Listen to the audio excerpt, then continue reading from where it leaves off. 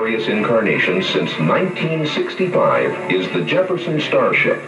Graham, who once managed the Jefferson airplane, reflects on how the band has managed to survive as a musical entity for close to 20 years. I think they've survived, obviously because there's talent there and commitment, but they have a maniacal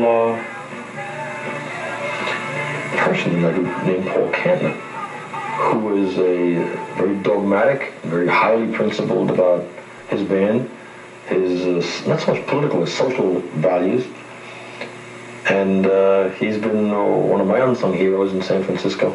I've always been in it for the scene, or for just to go to that process, the fire, the bonfire. It's like church. It's the best job, security, although it's not. But I mean, it's all those things that we're raised to like and to search for, the American dream.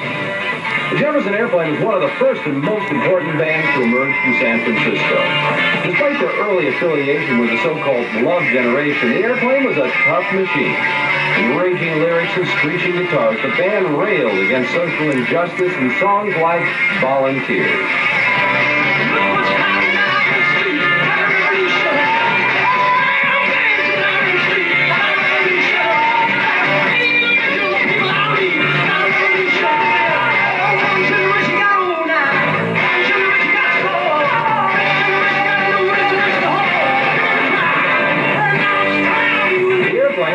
In the mid-60s by a young folk singer named Marty Ballard, one of the initial champions of the San Francisco music scene.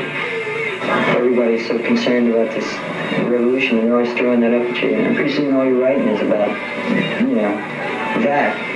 And to me, that's not very interesting to write about, I'd much rather write about the revolution I believe in, which is living. And I find, being at home in Frisco really makes me feel like I want to write again, or I want to sing again. Because there ain't no place like this place. There really ain't.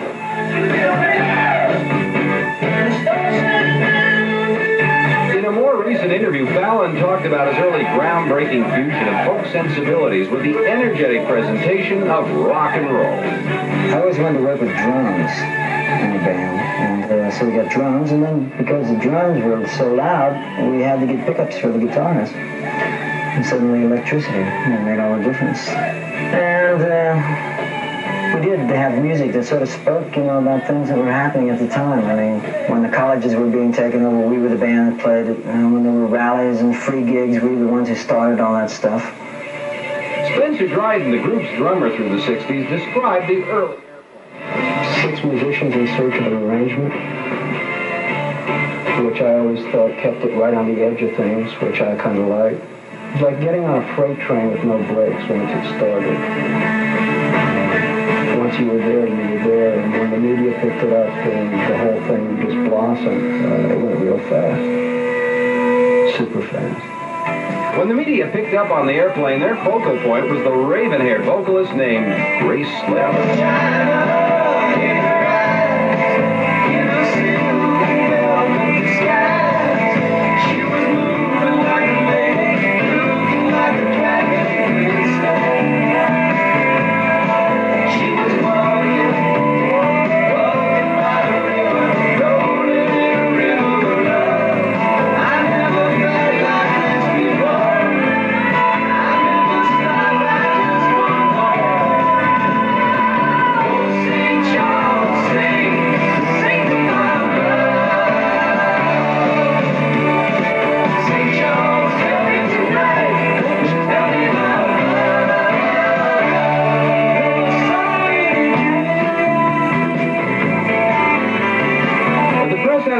Been kind to Slick. Very often media commentators have tagged Grace with a nasty image that she finds very hard to live down. Because press, well, they have to be to a certain extent. They have to condense everything, and they have to make it concise. So instead of going on and having a lot of reasons for everything and blah, blah, blah, blah, blah, they make the choicest, most concise words. And the choicest, most concise word for me I can't even say on television, but that's been used a lot. And living up to that, occasionally I do live up to it. we had a great relationship on stage. I think, you know, we were like great lovers on stage. Because off stage we very rarely ever talked to each other. There was never anything intimate between us. And then when we would get on stage, it would all come out, you know, it's totally revealing. And it would be very hot and heavy.